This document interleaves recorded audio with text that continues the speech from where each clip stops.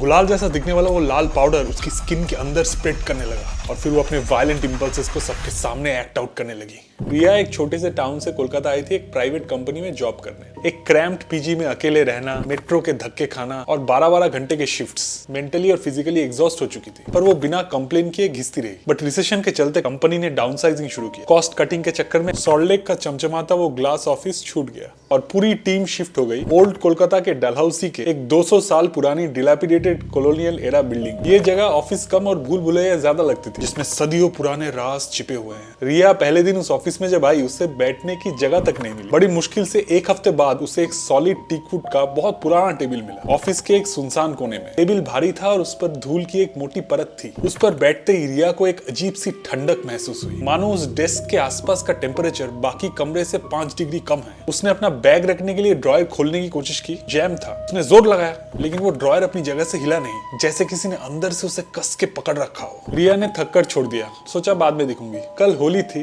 पूरे साल रिया ने एक भी छुट्टी नहीं ली। वो बस एक दिन के लिए घर जाना चाहती थी, अपनी माँ के हाथ का खाना खाने। वो हिम्मत जुटाकर अपने मैनेजर मिस्टर मेहरा के केबिन में गई। सर, एक्चुअली कल होली है तो क्या मुझे एक दिन की लीव मिल सकती है? मैंने वो प्रोजेक्ट रिपोर्ट्स एडवांस में सबमिट कर दिए हैं। मिस्टर मेहरा ने अपनी स्क्रीन से नजर भी नहीं उठाई। Riya, do you realize what's happening? Company crisis में है। हमने पिछले महीने 20 लोगों को फायर कर दिया है और तुम्हें छुट्टी चाहिए? ये जो पेंडिंग काम है उसका क्या? रिया ने डिफेंड करने की कोशिश की। सर, मैं वीकेंड्स पे भी काम कर रही हूँ और सर तुम्हारी परफॉर्मेंस वैसे भी ड्रॉप हो रही है। You lack focus. अगर जॉब प्यारी है तो कल सुबह 9 बजे मीटिंग में प्रेजेंट रहना। रिया का चेहरा शर्म से लाल हो गया। उसने कुछ नहीं कहा, बस सर झुकाकर केबिन से बाहर आई। बाहर आते ही उसे लगा सब उसे ही देख रहे हैं, सब जज कर रहे हैं। वो वापस अपनी उस पुरानी डेस्क पे आई। गुस्सा, इंसल्ट, हेल्पलेसनेस। रिया के अंदर एक टर्मोइल चल रहा था। वो अपना बैग वापस रखने गई और उस जैम ड्रॉयर को देख के उसका गुस्सा फूट पड़ा। उसने दोनों हाथों से वो हैंडल पकड़ा और अपनी पूरी जान लगा के खींच दिया। दर्दनाक आवाज के साथ ड्रॉयर खुल गया।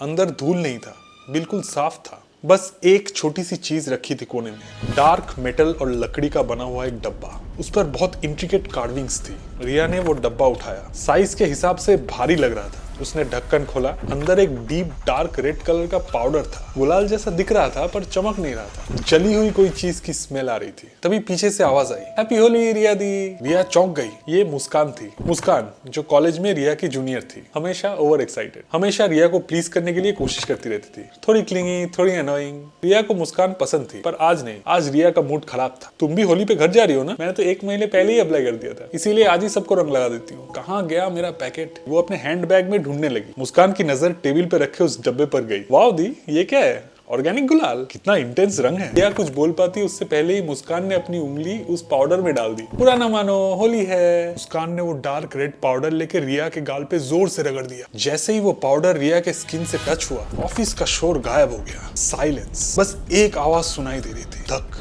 धक धक। उसकी हार्ट बीट जो तेज होने लगी। एक इंटेंस जलन उसके गाल पर शुरू हुई। रिया चीख नहीं पाई, बस अपना गाल पकड़ के झुक गई। मुस्कान कॉन्शियस हो गई। अरे क्या हुआ दी? रिएक्शन है क्या? वॉश कर लो जल्दी से।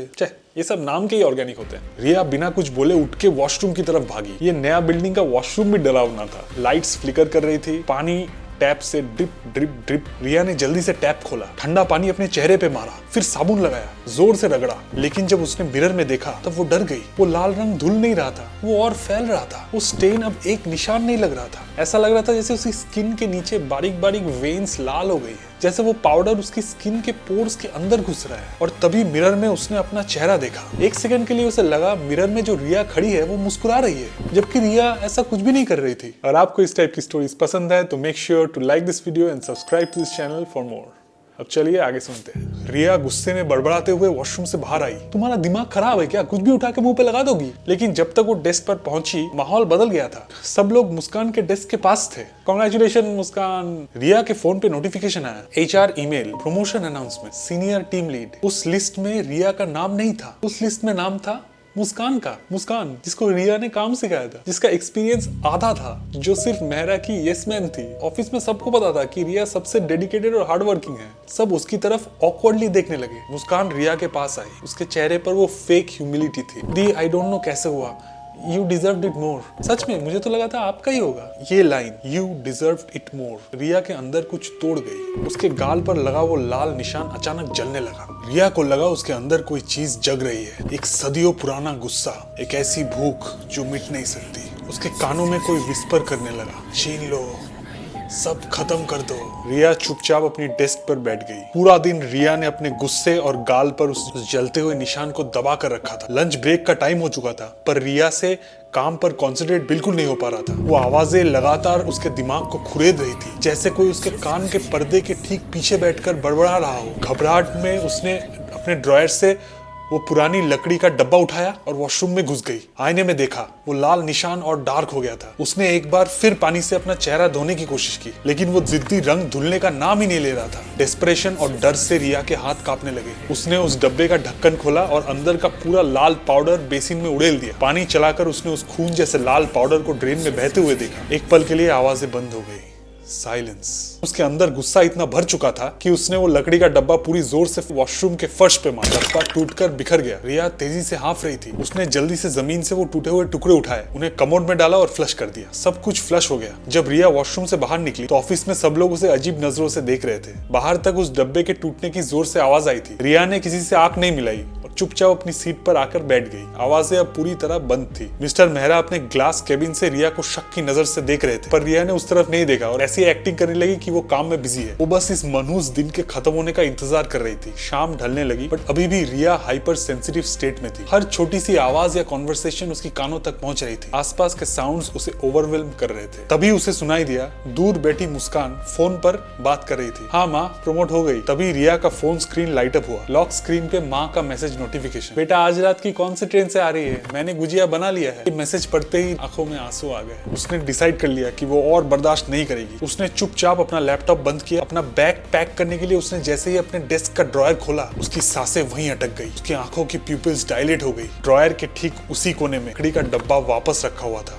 बिल्कुल सही सलामत। उस पर एक खरोच तक नहीं आई थी। रिया की पूरी बॉडी डर से ठंडा पड़ गया। उसने कांपते हुए हाथों से उस डब्बे का ढक्कन खोला। अंदर वो डीप डार्क लाल पाउडर वापस ऊपर तक भरा हुआ था। वो फ्लश नहीं हुआ था, वो अभी तक ठीक वही था। रिया का पैनिक अब अपनी एक्सट्रीम लिमिट क्रॉस कर चुका था। उसने उस डब्बे को वहीं छोड़ दिया, जल्दी से अपना बैग कंधे पर टांगा और बिना किसी से नजर मिलाए स्लाइली ऑफिस से भागने के लिए उठी। उसे उस बिल्डिंग से, इस ऑफिस से अभी के अभी निकलना था। वो तेज कदमों से दरवाजे की तरफ पहुंचने ही वाली थी कि अचानक मुस्कान उसके आगे आके खड़ी हो गई। मुस्कान के हाथ में 2 मोटी फाइल्स थी जो उसने सीधा रिया के हाथ में थमा दी। ये कल सुबह तक क्लाइंट को जाना ही है, बहुत अर्जेंट है। रिया ने दबी आवाज में कहा, मुस्कान मैं निकल रही हूँ, मुझे ट्रेन पकड़नी है। मुस्कान ने एक अजीब सा स्मर्क दिया। पर दी अभी तो ऑफिस आवर्स खत्म नहीं हुए हैं और वैसे भी नई रिस्पॉन्सिबिलिटीज के हिसाब से मुझे दूसरी मीटिंग में जाना है। प्लीज ये आप ही हैंडल कर लो, ठीक है? ये बोल के मुस्कान मुड़ के बॉस की कैबिन की तरफ चलने लगी। माँ की बातें, उसकी ट्रेन और इस लड़की की ऑडासिटी। रिया के अंदर का बचा कुचा इंसान उसी पल घुट के मर गया। उसके गाल पर लगा वो लाल रंग एक वॉल्केनो की तरह जलने लगा और उसकी नसों में आग की तरह दौड़ने लगा। उसके हाथ से वो फाइल्स जमीन पर गिर गई। जब रिया ने अपना सर उठाया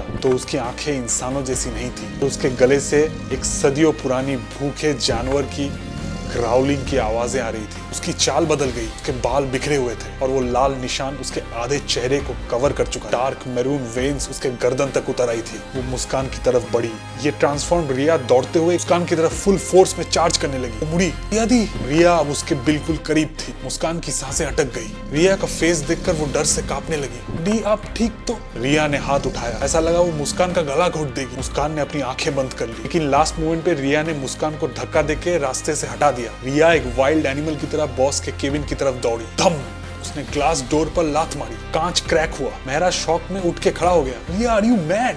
रिया ने कोई जवाब नहीं दिया। उसने मेहरा को कॉलर से पकड़ा और पूरी ताकत से, एक ऐसी ताकत जो उस दुबली पतली लड़की में नहीं होनी चाहिए, उसने मेहरा को उठा के रूम के दूसरे कोने में फेंक दी। मेहरा बुकशेल्फ से टकराया और नीचे गिर गया। रिया उसके ऊपर चढ़ गई।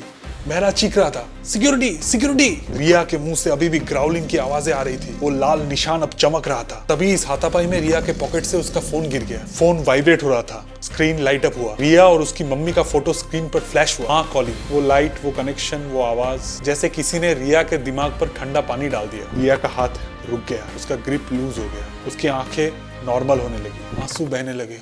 माँ? उसने नीचे देखा। बॉस खौफ भरी आंखों से उसकी तरफ देख रहा था। जमीन पे पड़ा हुआ वो डर से नीला पड़ गया था। रिया को रियलाइज हुआ वो क्या करने वाली थी। वो डर गई। खुद से डर गई। वो झटके से पीछे हट गई। उसने दौड़कर अपना बैग उठाया और उस डेस्क के ड्रॉयर से वो लकड़ी का बॉक्स उठाया। ऑफिस के सब लोग शॉक में थे और स्पीचलेसली उसकी तरफ देख रहे थे। कोई अपनी जगह से नहीं हिला। वो भागी ऑफिस से बाहर, सीढ़ियों से नीचे। वॉचमैन ने उसे आवाज दी पर वो रुकी नहीं। बाहर सड़क पर शोर हो रहा था। होली की पिछली वाली रात थी, होली का दहन। सड़क किनारे लड़कों का एक ग्रुप लकड़ी की ढेर को आग लगा रहे थे। आग की लपटें ऊपर उठ रही थी। रिया हांफ रही थी। उसने अपने हाथ में पकड़े उस मनहूस डब्बे को देखा। उसे लगा उस डब्बे के अंदर से चीखने की आवाजें आ रही है। बिना एक पल सोचे रिया ने वो डब्बा उस जलती हुई आग में फेंक दिया। लकड़ी का डब्बा आग में गिरते ही एक तेज स्क्रीच सुनाई दी, जैसे कोई जानवर जल रहा हो। देखते ही देखते वो डब्बा राख बन गया। रिया वहीं अपने घुटनों पर बैठ गई। उसने अपना चेहरा रगड़ा, वो लाल निशान गायब हो चुका था। रिया ने अपना फोन उठाया। माँ का मिस्ड कॉल था। उसने कॉल बैक किया। हेलो रिया। रिया फूट फूट कर रोने लगी। माँ मैं घर आ रही हूँ, मैं वापस आ रही हूँ माँ। इस घटना को कुछ महीने बीत गए। कंपनी के ओनर्स ने नेगेटिव पब्लिसिटी के डर से चार्जेस प्रेस नहीं किए। जाहिर है रिया ने वो नौकरी छोड़ दी, वो शहर छोड़ दी। इवेंचुअली कंपनी बंद हो गई, लेकिन वो बिल्डिंग वही थी। कुछ साल बाद वहाँ एक नया ऑफिस खुला। एक नए लड़के ने ज्वाइन किया और उसे वही डेस्क मिला। एक्सक्यूज मी भैया, ये ड्रॉयर जैम है। पियोन ने थोड़ा जोर लगाया, ड्रॉयर खुला। लड़के ने अंदर देखा। अंदर कोने में वही लकड़ी का कार्व डब्बा रखा हुआ था, बिल्कुल नया, बिल्कुल साफ। लड़का उसकी तरफ क्यूरियसली देखता रहा।